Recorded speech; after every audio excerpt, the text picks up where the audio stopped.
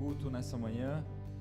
Nós somos a Igreja Amplitude, nós estamos fazendo o culto online nesse momento de lockdown. Você que está acompanhando aí, que o Senhor fale com você e que você aproveite esse momento para desfrutar da presença de Deus. Adore a Ele na sua casa, no lugar onde você está agora, no seu carro talvez, adorando ao Senhor, junto com toda a igreja reunida à distância nesse momento. Nós vamos passar para o momento da palavra agora. Nós temos uma nova série, uma pequena série ou talvez uma minissérie de Páscoa. Se você ainda não percebeu, faltam umas 3 semanas, se eu não me engano, até o domingo de Páscoa. E nós vamos falar um pouco mais sobre esse assunto daqui para frente. Antes de tudo, eu quero fazer uma oração por esse momento. E também quero orar por aqueles que querem adorar a Deus com as suas ofertas e com os seus dízimos. Você pode fazer isso mesmo à distância. Nós entendemos a importância do ofertar, do doar com generosidade, do plantar para nós recebermos. E até mesmo nós sabemos que dar, praticar a oferta e os dízimos são uma forma de nós cuidarmos do nosso coração, disciplinarmos o nosso coração. Por isso, eu encorajo você a praticar isso mesmo que a igreja não esteja se reunindo fisicamente. Nós podemos fazer isso à distância. Você pode mandar uma mensagem para o nosso direct da Igreja Amplitude, ou para quem já é da nossa comunidade, você pode mandar uma mensagem para o João Pedro ou para a Sui, nós vamos passar as informações.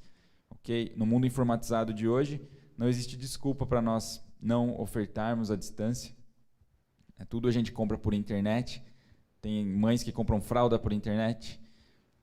Você precisa de alguma coisa para amanhã, você já tem disponível por internet. É incrível essa ferramenta.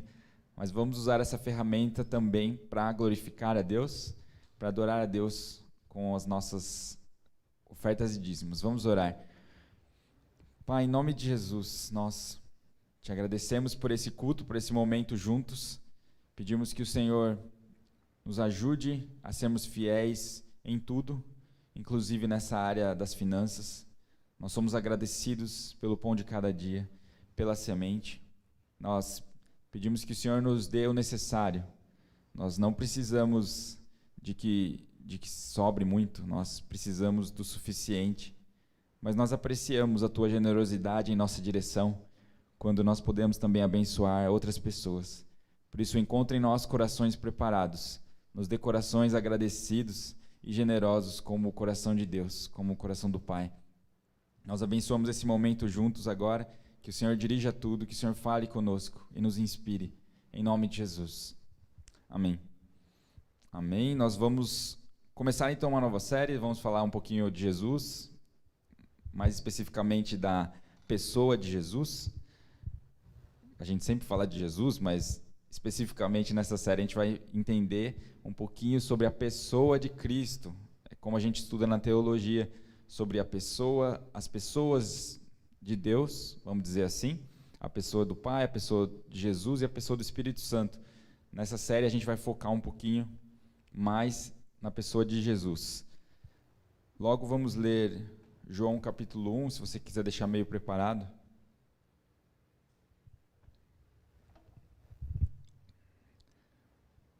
Só ver o horário para não me perder. Nessa série, gente, primeiramente, falaremos hoje da natureza humana de Jesus. Na semana que vem, da natureza divina de Jesus. E na terceira etapa, falaremos da ressurreição e a vida. Correto? Hoje, vamos falar da natureza humana de Jesus. Eu começo com uma frase aqui de João Calvino, um dos reformadores da época da Reforma Protestante. Ele diz assim: a soma de todo conhecimento consta de 2 partes, o conhecimento de Deus e o conhecimento de nós mesmos. Até aí. Você não está acompanhando, né? Não é a Bíblia, não é mesmo. É na verdade quase uma Bíblia que ele escreveu. João Calvino escreveu As Institutas da Religião Cristã. É como se fosse uma grande enciclopédia sobre teologia. E é um dos trabalhos mais reconhecidos um dos melhores trabalhos reconhecidos no mundo da teologia. E essa frase ele começa as Institutas da Religião Cristã, esse livro dele, dizendo: a soma de todo conhecimento, ou sabedoria, consta de duas partes, o conhecimento de Deus e o conhecimento de nós mesmos.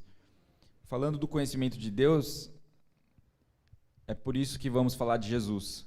Porque se nós conhecemos Jesus, nós conhecemos o porquê de nós estarmos aqui. As coisas começam a fazer sentido em Cristo. E em João 1 nós vemos isso bem claro. O Evangelho de João é diferente dos demais, dos primeiros evangelhos, né? Quem se lembra aí dos primeiros livros do Novo Testamento? Vamos lá, Mateus, Marcos, Lucas. Então vem o Evangelho de João.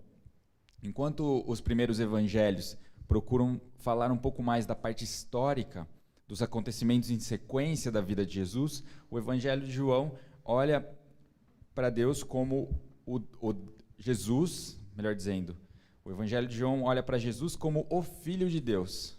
E ele não se preocupa tanto em falar dos fatos históricos, tanto que se nós lermos, nós vamos ver histórias faltando, entre aspas. Tem muita história aqui em João que não aparece. Não aparece em João as histórias lá dos milagres, em Mateus, Marcos, Lucas. São outras histórias, outro ponto de vista. É porque justamente é outro homem escrevendo, outro autor, inspirado por Deus, iluminado pelo Espírito Santo, para escrever a palavra de Deus.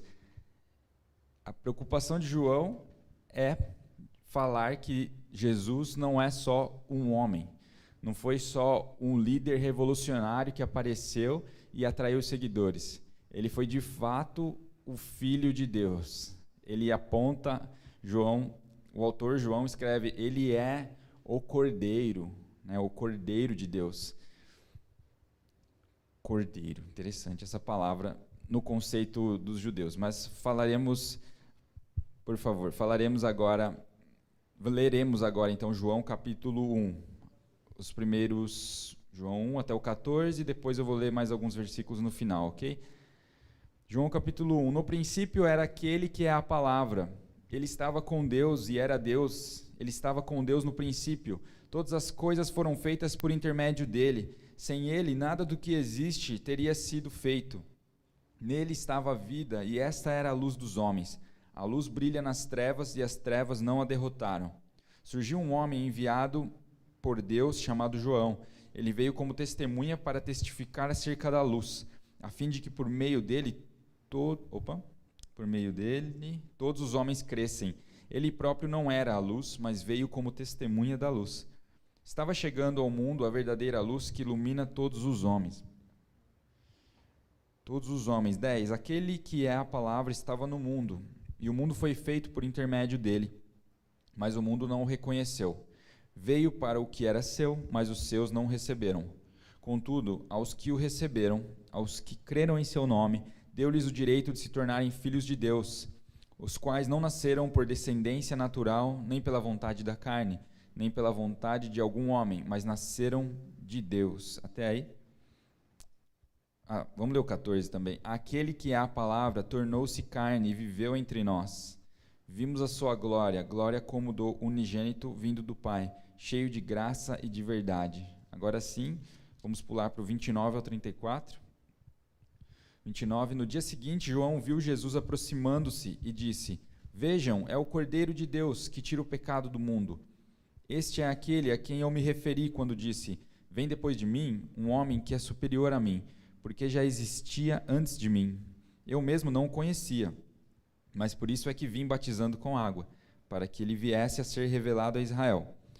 Então João deu o seguinte testemunho: Eu vi o Espírito descer dos céus como pomba e permanecer sobre ele.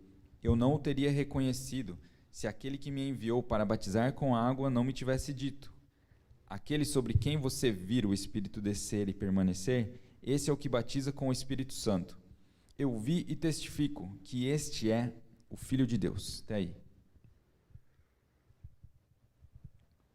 Vamos ver o que... Estou gaguejando aqui, desculpa. Vamos ver o que o autor quis dizer para nós e falar um pouco, então, da natureza de Deus, focando nessa manhã na natureza humana de Jesus.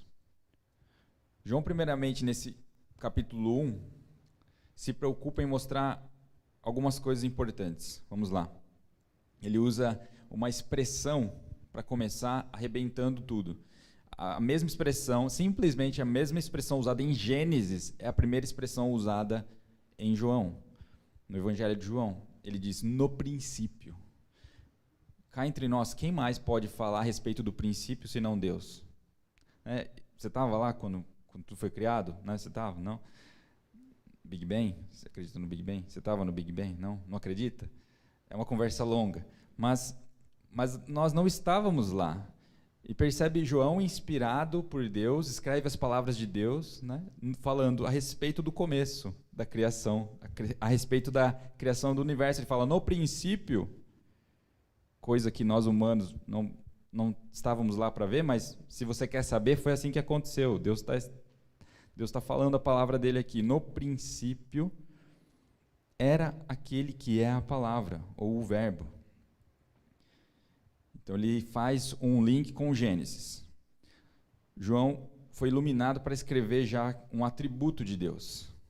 Nesse versículo 1, ele diz que a palavra estava com Deus e a palavra era Deus desde o princípio. João já fala do quê? Do atributo da eternidade. Ele está dizendo, esse Jesus que veio em carne, ele já estava presente na criação e antes da criação. Ele já lança uns conceitos pesados da parte da teologia. Ele fala que Deus é 3 em 1. Jesus não é só uma pessoa qualquer ou uma pessoa com superpoderes.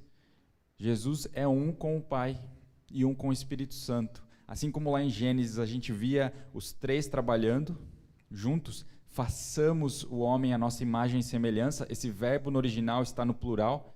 Não está assim, eu vou fazer o homem à minha imagem e semelhança. Deus triuno, o Deus da Bíblia, é um Deus triuno. E ele dizia, façamos. Aqui, novamente João fala, olha, lembrem-se, esse Jesus faz parte da Trindade. Ele é o Deus único de Israel, o Deus 3 em 1. Nós podemos, por definição, dizer que Deus é constituído, é formado de 3 pessoas. Deus Pai, a pessoa de Deus Pai, a pessoa de Jesus e a pessoa do Espírito Santo. Isso é a doutrina ou é o ensino da triunidade. Às vezes dá nó na nossa cabeça, e justamente porque nós não somos Deus, por isso que dá nó. É normal dar nó. Tudo bem, nós temos só que adquirir o conhecimento para que a nossa fé continue caminhando. Mas, continuando, João já traz no primeiro versículo um conteúdo. Deus é eterno, Deus é triuno. Continuando, ele diz, podemos observar que ele é o verbo, ou o logos, no original do grego. Sem ele não era possível, no versículo 3, sem ele nada do que existe teria sido feito. Ele fala que não existe possibilidade de Deus funcionar sem Jesus. Ou não existe possibilidade de Jesus não ser Deus. Esse que veio e passou na terra, João estava escrevendo aí no final do 1º século da igreja, e muitas pessoas duvidavam se Jesus de fato era Deus. E ele começa a explicar, olha, esse que veio na terra e andou entre nós e habitou entre nós, esse era Deus. Ele estava com Deus desde o começo. E sem esse Jesus não existe Deus, não existe triunidade sem Jesus. Era importante para João falar sobre isso, porque existiam algumas igrejas que estavam pregando coisa diferente. Diziam que você poderia servir a Deus sem Jesus. Existem até hoje igrejas que não acreditam na divindade de Jesus. Você lembra o nome dessa igreja, desse tipo de igreja? Alguém? Não? Você lembra, Abner? Aquele tipo de igreja do nosso amigo, que ele foi lá e ele começou a congregar, e ele começou a participar das atividades da igreja, a servir, e de repente ele foi descobrir que as pessoas da igreja não acreditavam, a confissão de fé da igreja deles era uma igreja, não era trinitária, uma igreja, tem uma palavra para isso, né? Eu esqueci, mas quando ele descobriu, ele falou, gente, eu entrei numa barca furada. Eles não acreditam que Jesus é Deus. Então, eu não quero participar mais disso. E zombaram da cara dele quando ele disse que acreditava que Jesus era Deus. E acreditem, existem igrejas assim, fuja delas. Continuando a nossa análise da leitura do capítulo 1, já vamos falar mais dessa natureza de Jesus. No versículo 4 e 5, João já introduz uma nova ilustração sobre Jesus. Esse Jesus que veio e nasceu em carne, nele estava a vida, e esta era a luz dos homens. A vida verdadeira é somente encontrada em Jesus. Nele estava a vida. A vida eterna não pode ser alcançada por outros meios, a não ser por Cristo. Eram conceitos para o público judeu ali, totalmente fora da rotina, fora da casinha. Eles não estavam prontos para ouvir isso. Como assim não existe vida sem Jesus? Quem é Jesus? Mas João já estava falando da vida eterna. Estava falando da vida segundo a maneira como Deus a criou para ser. Mais para frente, alguns entenderiam. Alguns estão entendendo hoje. Alguns judeus têm os seus olhos descobertos para a revelação de que Jesus era o esperado Messias deles, o Mashiach. Quem assiste aí aquela série? Eu não consegui assistir, deu bastante sono, mas dizem que é muito legal. Preciso assistir no horário mais cedo. Jesus era a luz dos homens. Ele trouxe luz sobre a escuridão. Quando fala escuridão, aqui não é só de trevas espirituais, mas é das trevas em que nós vivíamos. Nós éramos, digamos, espiritualmente mortos, sem a luz de Deus. E o nosso destino era a escuridão, aí sim, a escuridão das trevas eternas. Mas Deus arrumou um caminho. Deus providenciou a luz da escuridão do mundo, a nossa escuridão. Estávamos mortos, mas Jesus traz uma luz no fim do túnel, literalmente. Ele é uma luz no fim do túnel até hoje para nós. Aos 45 do segundo tempo, quantos já viveram isso? Não estou falando de futebol. Mas Jesus continua sendo essa luz, socorro bem presente na hora da angústia. Agora, esse maior milagre, nós temos que destacar, e é o tema da mensagem. O maior milagre é esse, nós olharmos para Deus e observarmos nele características humanas. Ele não tem apenas a natureza de Deus, ou a natureza divina. Ele tem a natureza divina e a natureza humana. Vejam que incrível, e João apresenta isso agora. A encarnação do verbo, no versículo 14, ele fala: aquele que é a palavra tornou-se carne e viveu entre nós. Vimos a sua glória, glória como do unigênito vindo do Pai, cheio de graça e de verdade. A palavra carne aqui é o símbolo da humanidade, é o símbolo de ser humano. Ele está dizendo, Jesus tornou-se humano e ele participou da vida dos homens. Ele habitou entre nós. Esse verbo, alguns já conhecem, a gente pode traduzir como tabernaculou. Jesus tabernaculou, tem uma canção até que fala isso, né? Ele tabernaculou entre nós, ele andou entre nós. Tabernáculo é o templo. Lembra no Antigo Testamento ou no deserto ali, o povo, após o êxodo, ou no êxodo mesmo, eles habitaram em tendas e eles faziam um tabernáculo para Deus, que simbolizava Deus estando entre eles. E aqui João está dizendo, aquele Deus que já lá na história do nosso povo habitou entre nós, agora toma forma humana, para revelar o quê? A glória do Pai, a glória de Deus. Por isso temos essa definição de que Jesus é a revelação perfeita, é a revelação exata de Deus. Isso está também em Efésios 1? Efésios 1, alguém me ajuda? É isso? Aquela canção? Ele é a exata do Pai. Não é bem com essa voz, né, gente? Eu tô aqui com meio rouco, desculpa, tá? Eu não usei meu melhor potencial de músico aqui, mas eu acredito que é Efésios 1, é o nome da música, não é? Dos Bravos. Mas é legal, a gente às vezes usa música para decorar versículos, né? É importante decorarmos a palavra de Deus também, que ela vem numa hora proveitosa. Hebreus 1, bateu na trave, não é Hebreus 1, tá? Eu pensei que fosse Hebreus 1 mesmo. Não, brincadeira, eu confundi. Diz o quê? Que Jesus, ele é a revelação perfeita de Deus. Deus ele já vinha se revelando ao longo da história, através da palavra dele, e finalmente em Jesus nós temos o arremate, a revelação perfeita, a revelação especial. Nós usamos esse termo na teologia, de quem é Deus. E João fala, ele se fez carne, ele se tornou humano. Por isso dizemos que Deus tem duas naturezas, a natureza humana e a natureza divina. Não pense que foi fácil chegar a essa conclusão, tá? Igreja hoje, de 2021, pandemia, não foi fácil chegar até aqui. Teve muita heresia, teve muito ensino errado. Claro, os pais da igreja tinham isso por certo, que Jesus era Deus. Falavam que Jesus tinha nascido sim, de homem. Eles encostaram em Jesus, eles fizeram refeições com Jesus, eles andaram, ouviram Jesus falar, eles sabiam, eles tinham a certeza de que Jesus era humano. E eles tinham a certeza de que Jesus era Deus porque eles viram Cristo ressurreto, eles viram Cristo ressuscitar. Aliás, eles viram Cristo receber um corpo perfeito e subir aos céus com esse corpo perfeito.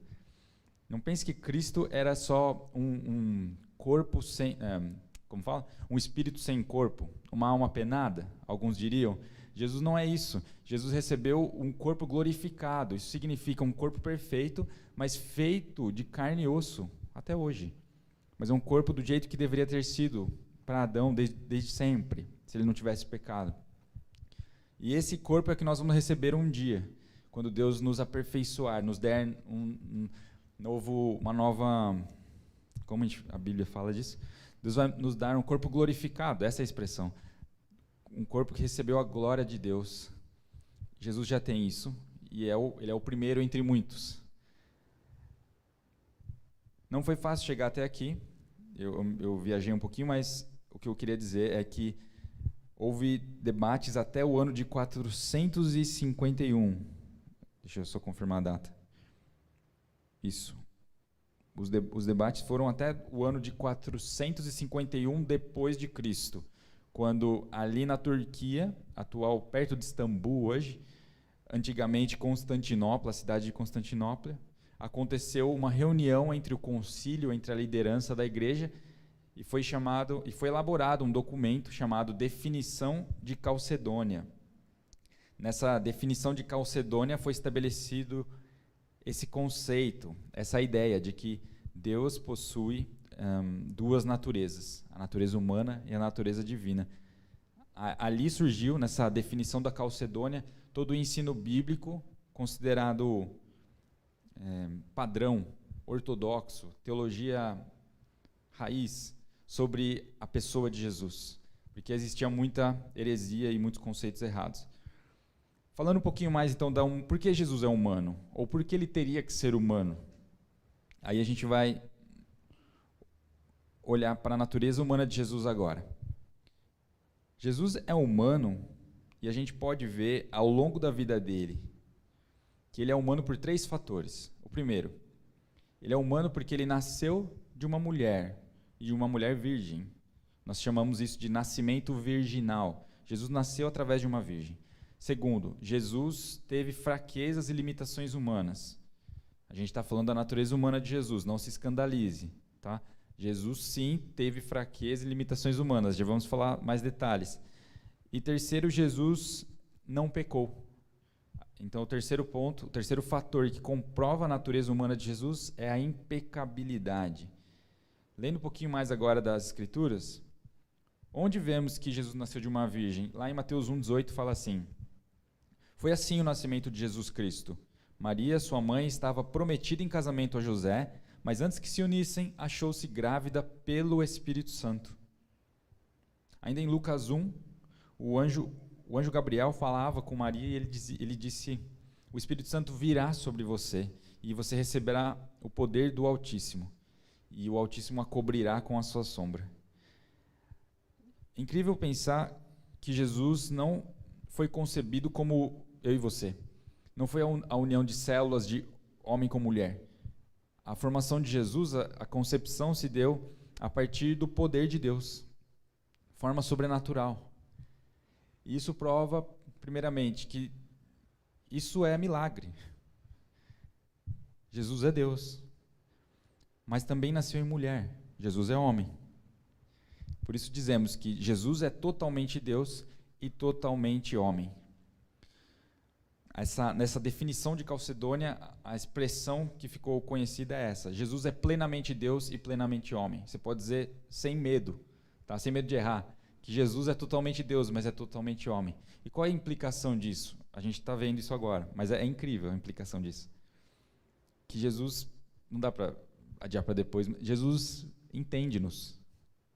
Jesus entende a sua humanidade, Jesus entende a minha limitação, Jesus entende os meus complexos, Jesus entende as minhas dúvidas, Jesus me entende mais do que eu penso, Jesus me conhece, Jesus também é homem, totalmente homem. Ok, ele nasceu de uma virgem e eu sei que isso dá um bug na cabeça, igual o ensino da Trindade também dá um bug, mas justamente dá um bug porque ele é Deus. E nós estamos entendendo aqui, pedindo ajuda. Deus, nos ajuda a te conhecer melhor. Assim como João Calvino falou, se o começo, ou se toda a sabedoria é conhecer a Deus, eu quero te conhecer. O segundo ponto que comprova que Jesus é humano, foi humano, é humano, é que ele teve fraqueza e limitações humanas, enquanto sua natureza humana. Primeiro, ele teve um corpo, nasceu como todos os bebês. Lembra como chama o rabi que estava apresentando os bebês e recebeu Jesus nos braços? Meus olhos viram o rei. Que música é essa? Me ajuda aí, gente. A teologia está amplamente divulgada nos louvores, hein? De algumas bandas. As heresias também. Está amplamente divulgada nas bandas. Mas tem um louvor que fala, Jesus amado. Zacarias. Foi Zacarias que viu Jesus? Meus olhos contemplaram o rei. Gente, vocês não lembram disso? Eu também não. Mas provavelmente foi Zacarias que viu Jesus e falou, agora eu posso ficar tranquilo. Porque veio a salvação para Israel. É muito legal, profético o que aconteceu. O rabi profetizando sobre o Salvador. Jesus, então, teve um corpo humano. Ele nasceu, viram o Jesus bebê, viram Jesus crescer. Lá em Lucas 2 fala que ele crescia em estatura, crescia em graça diante de Deus e dos homens. Jesus passou da infância para a adolescência e para a vida adulta. Lembra daquele episódio conhecido onde Jesus ficou ensinando os mestres da lei ou os professores da religião judaica? Jesus foi aprendendo. Jesus precisou aprender, estudar também. Jesus não nasceu sabendo. Como assim Jesus não nasceu sabendo? Ele não era Deus? Você está falando da natureza divina. Quanto à natureza divina, sim, Jesus sabe todas as coisas. Jesus é onisciente, Jesus já conhecia tudo. Mas quanto à sua natureza humana, Jesus teve de aprender. Em Hebreus, agora eu vou confundir Efésios e Hebreus para sempre, tá? Desculpa. Jesus teve que aprender, Hebreus 5:8. Jesus teve que aprender a obedecer. Falhou a voz. Jesus teve que aprender a obedecer, como todo humano tem que aprender. Quantos têm filhos aí? Vocês sabem, os filhos não nascem sabendo. A gente tem que ensinar eles através da repetição. E esse é um processo que leva toda a vida. Quantos de nós aprendemos com 18, com 20, com 25? Até hoje a gente está aprendendo. E dessa forma, Jesus teve que aprender também. Hebreus fala que ele aprendeu pelas coisas que ele sofreu. Jesus teve um corpo humano. Quando a gente falou que Jesus tem um corpo glorificado, lá em Lucas 24, Jesus mostra que, dizendo para os discípulos que ao comer um peixe assado com os discípulos, imagina, se Jesus não tivesse um corpo de carne e osso, como seria possível ele comer um peixe? Né? Ele ia comer e ia vazar, se fosse uma alma penada. Mas não, Jesus hoje, mesmo ressurreto, mesmo ressuscitado, Jesus tem um corpo humano, mas um corpo humano glorificado, perfeito. O segundo, continuando falando ainda da fraqueza e da limitação humana, Jesus também tem uma mente humana, ou seja, ele passou pelo processo do aprendizado, aprendeu a andar, a falar, a ler, escrever, ser carpinteiro. Jesus aprendeu tudo isso. Seria muito fácil para Jesus se ele só fizesse uso da natureza divina aqui na terra. Ele poderia fazer qualquer coisa. Já sei tudo. Não. Ele provou para nós que ele também é humano. Falando ainda desse ponto, Jesus tinha uma alma humana e emoções humanas também. Lembra no Getsemane, no horto, no jardim, antes da sua crucificação, antes da sua paixão, Jesus diz: a minha alma está angustiada até a morte. Jesus sofria, Jesus se compadecia. Jesus com Lázaro, ele chora ao ver a tristeza do ser humano, ao ver o desespero do ser humano diante de um momento como a morte. Quantos de nós ficamos felizes com a morte? Ninguém. Não deveríamos.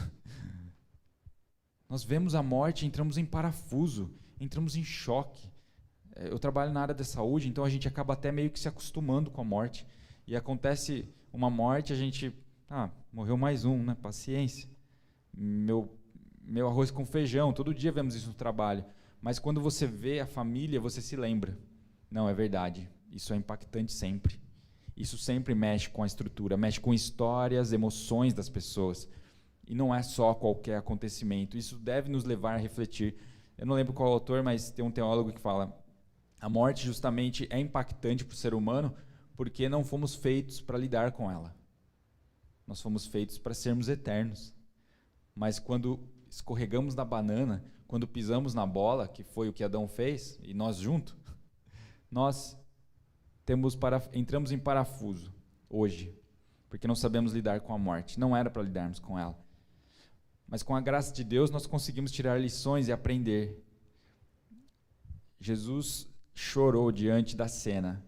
Os seres humanos não sabem lidar com a morte, e eu não quero que eles entrem em parafuso assim. Eu quero que eles saibam que eles são para sempre, que eu criei eles para a eternidade comigo, para me glorificar, para participar do amor que existia desde a eternidade entre Deus Pai, Deus Filho, Deus Espírito Santo.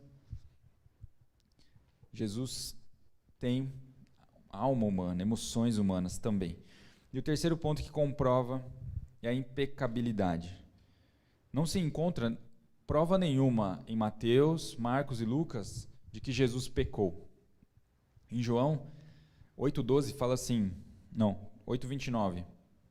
Aquele que me enviou está comigo. Ele não me deixou sozinho, pois sempre faço o que lhe agrada.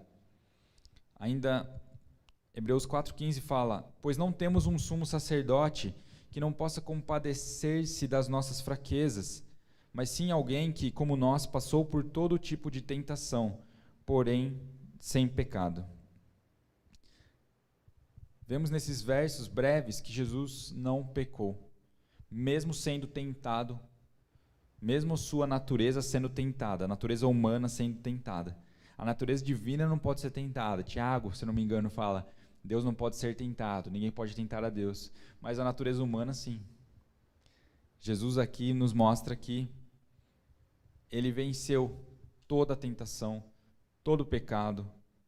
Ele atendeu a todas as condições impostas para ter uma vida pura em perfeição diante do Pai. E dessa forma ele pôde atender o requisito. Qual era o requisito? O animal que seria aceito como sacrifício seria o animal perfeito. Quando nós lemos aí os últimos versículos do capítulo 1 de João, nós lemos João Batista dizendo: vejam, é o Cordeiro de Deus que tira o pecado do mundo. O Cordeiro, nesse lance hebraico, né, no contexto dos judeus, lembrava o sacrifício. Eles estavam acostumados a fazer sacrifício, todo ano faziam e constantemente. E quando ele fala: esse é o Cordeiro que tira o pecado de vocês, do coração de vocês. Isso é verdade para nós hoje. Não existe outro Cordeiro. Não existe outro sacrifício que se compare ao sacrifício de Jesus. Ele é o verdadeiro intermediador entre Deus e os homens, entre Deus triuno e os homens. Somente ele poderia. Por que somente? Porque somente ele tem essa natureza. Deus Pai tem a natureza divina, Deus Pai não tem a natureza humana. Olha, curioso. Espírito Santo, Deus Espírito Santo não tem a natureza humana, Deus Espírito Santo tem a natureza apenas divina. Você tem a natureza humana. Nós não somos Deus. Nós recebemos uma vida espiritual, isso sim, mas nós não temos essa natureza divina no sentido, não somos divinos, não somos deuses. Não somos. Por mais que alguns preguem, somos pequenos deuses, não somos. Ele é Deus. 3 em 1, Deus único. Tá evidente no Antigo Testamento que ele é um Deus único, não existe outro rival diante da sua majestade e grandeza. E somente Jesus tem essa natureza, então, divina e humana. Por isso ele pôde ser aceito como o sacrifício perfeito. Precisava ser um homem, precisava ser um Adão.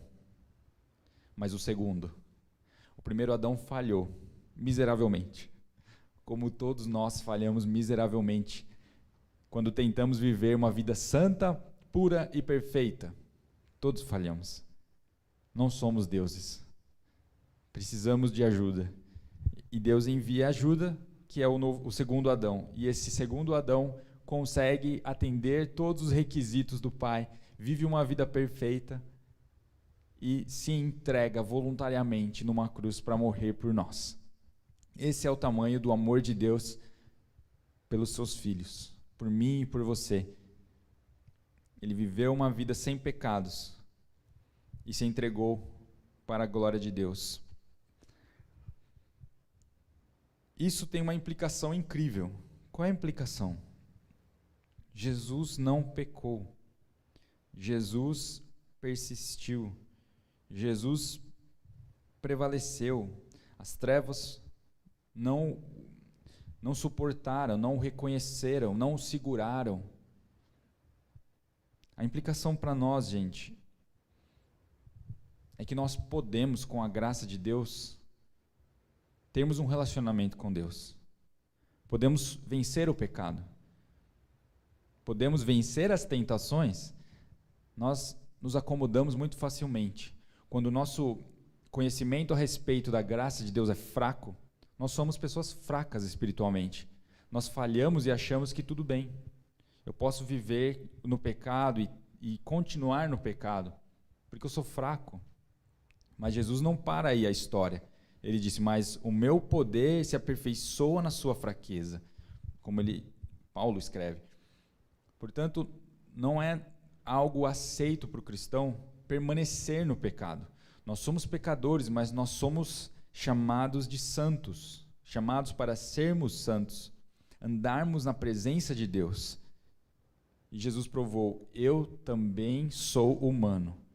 Por isso, você pode me seguir e fazer as mesmas obras que eu fazia. Você pode andar em santidade, você pode andar de vitória em vitória, ou como a palavra diz, você pode viver de graça em graça, de glória em glória.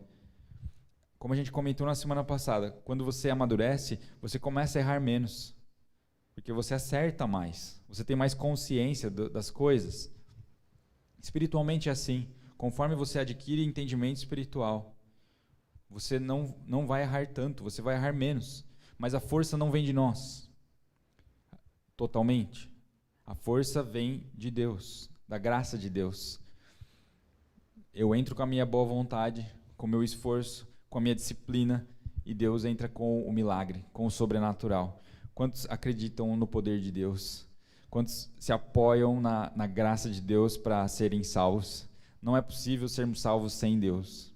Não é possível sermos salvos senão olhando para esse Cordeiro de Deus que veio como homem e chocou o mundo e provocou uma polêmica enorme no povo de Israel. E as pessoas estavam dizendo, não, eu acredito, não acredito, ele é Deus, não, ele não é Deus. Até que, de repente, esse homem, Deus, morre aos 33 anos e as pessoas ficam confusas. Mas quando ele ressuscita, os discípulos começam a escrever. Olha, tudo o que ele falou está acontecendo, tudo o que ele falou é verdade. Olha, o que ele falou sobre a lei de Moisés realmente está falando dele.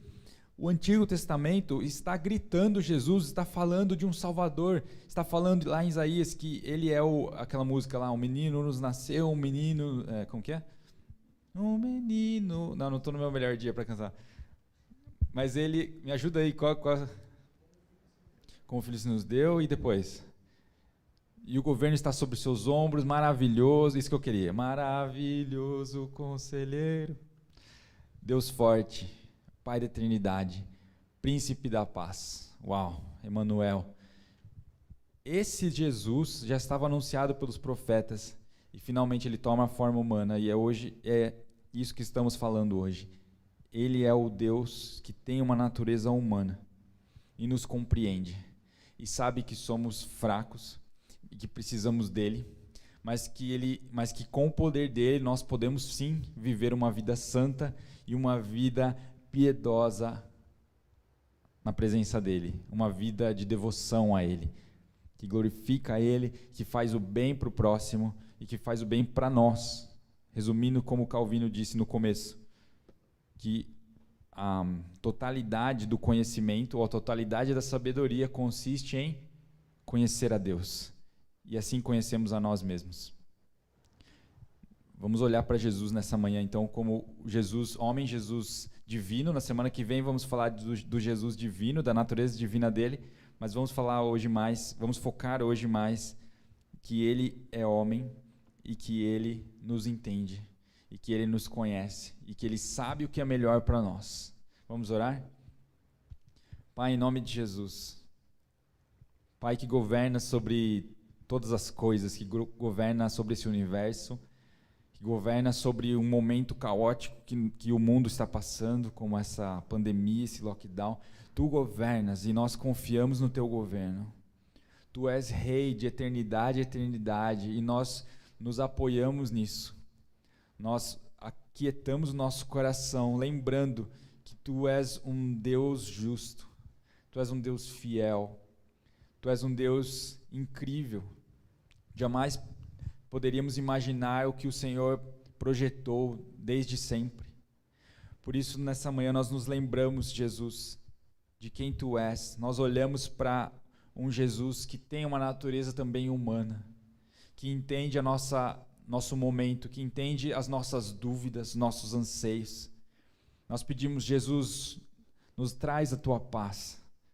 Traz a paz que tira todo o sofrimento interno, psíquico. Traz a Tua paz que alivia toda a dor física, que traz cura sobre os enfermos, inclusive dessa doença atual. Jesus, traz a Tua paz, a Tua cura, faz o Teu milagre nas casas, nas vidas, nas famílias. Nos liberta de uma visão distorcida a Teu respeito. Nos liberta de uma visão escura. Nos liberta de uma vida sem Deus. Queremos viver para Ti. Queremos que o Senhor reine em nossos pensamentos, em nossas casas, famílias. Queremos que o Senhor reine em nossa cidade, em nossa igreja local. Faz a Tua boa obra em nós. Nós Te agradecemos, Jesus, porque o Senhor se ofereceu voluntariamente como um sacrifício perfeito ao Pai. Nós pedimos, Jesus, nos dê o Teu poder, para nós também vencermos as tentações, os pecados. O Senhor se compadece, o Senhor nos conhece. Espírito Santo nos enche com o amor de Deus. Nós queremos viver uma vida que glorifica ao Senhor e que é uma bênção para esse mundo. Em nome de Jesus. Amém. Amém. Nós vamos encerrar o culto aqui. Temos alguns anúncios. Nós vamos fazer uma campanha social de arrecadação de alimentos, cestas básicas para algumas famílias. Vamos anunciar nesses próximos dias. E também começaremos uma sala de oração online. Vamos enviar informações para o grupo e através do Instagram nesses próximos dias, ok? É muito importante agora nós permanecermos nesse lugar da oração, pedirmos pela proteção de Deus, pela ação de Deus também nas nossas cidades, aqui nessa região que nós vivemos, da região metropolitana de Campinas, né? Nós vemos o sistema de saúde gritando, capacidade quase total dos leitos, UTIs. Às vezes eu trabalho também em ambulância, eu vejo um cenário muito triste, como nunca vi na minha vida nos últimos 10 anos. Ao mesmo tempo, eu vejo Deus trabalhando nas pequenas coisas. Eu acredito que o que estamos vivendo hoje é puro milagre de Deus, de que o sistema ainda não entrou em colapso total. É milagre de Deus. Deus está trabalhando, mas nós precisamos clamar e trabalhar em parceria. Pode ser? Sim? E por isso vamos ativar nossa sala de oração com mais frequência aqui da comunidade local. Uma igreja que ora é uma igreja que vê Deus agir mais de perto. Sim? Que vocês tenham uma ótima semana, que Deus abençoe a todos. Se tiver mais recados, a gente vai enviando aí no Instagram. Nos acompanhe nas redes sociais também, estamos no Spotify, estamos no YouTube. Onde mais? Hotmail? Não? Como que é? Isso, Apple Podcast, tá bom? Google Podcast. Então, que a graça do Senhor Jesus Cristo, o amor de Deus e a comunhão do Espírito Santo seja com todos vocês. Tenham uma boa semana.